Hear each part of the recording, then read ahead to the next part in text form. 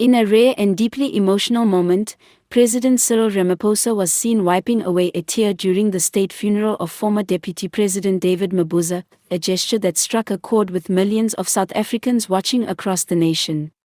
The funeral, held under heavy clouds and the weight of national sorrow, became more than just a final farewell. It turned into a symbolic reckoning with a complicated political past, brotherhood tested by time, and the burdens of leadership. As the somber hymn echoed through the grand hall in Mpumalanga, flanked by the black, green, and gold of the ANC and the muted silver of military protocol, Ramaphosa took his place among high-ranking officials, veterans of the liberation struggle, and ordinary mourners. But unlike his usual composed public persona, those close to the podium noticed the president briefly lower his head, clench his jaw, and raise a white handkerchief to his face, his eyes visibly welling up as the casket was lowered. While Ramaphosa and Mabuza often stood on opposite sides of internal party battles, most notably during the tense run-up to the ANC's 2017 elective conference, their relationship was far deeper than mere factional rivalry. The two shared long years in the trenches of the ANC's transition from liberation movement to ruling party.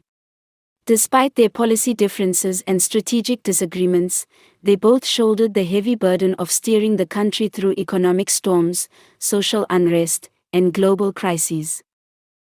Behind closed doors, insiders revealed that Ramaphosa often leaned on Mabuza's grassroots connection with rural structures and his ability to calm tempers in volatile provinces.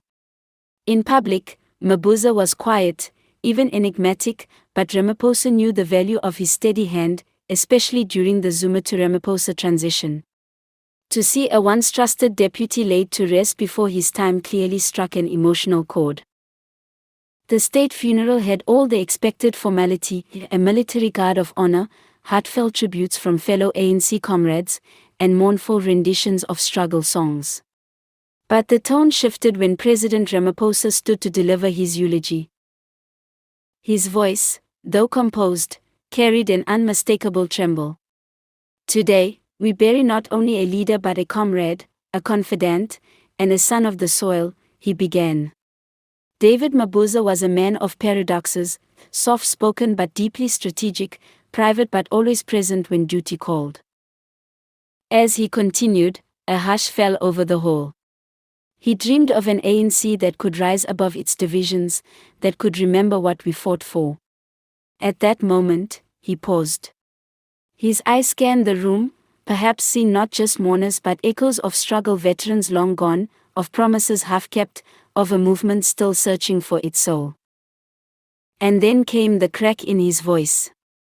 He wanted unity, even when we didn't always agree. He never stopped believing in the people of South Africa.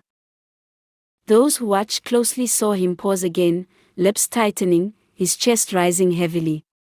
Then, quietly, he reached into his jacket, wiped the corner of his eye, and pressed forward with the speech. It was a fleeting moment, but it spoke volumes.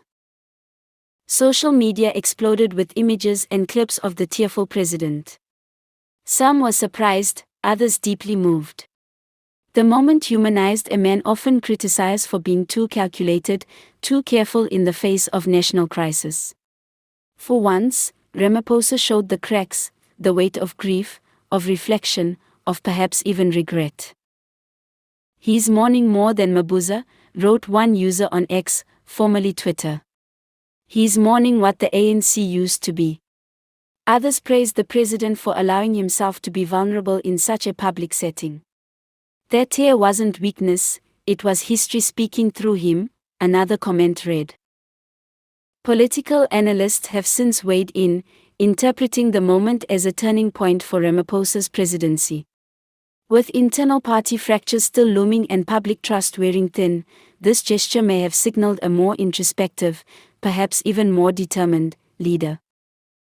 David Mabuza's death has left a noticeable vacuum, not just in the ANC, but in the broader national dialogue.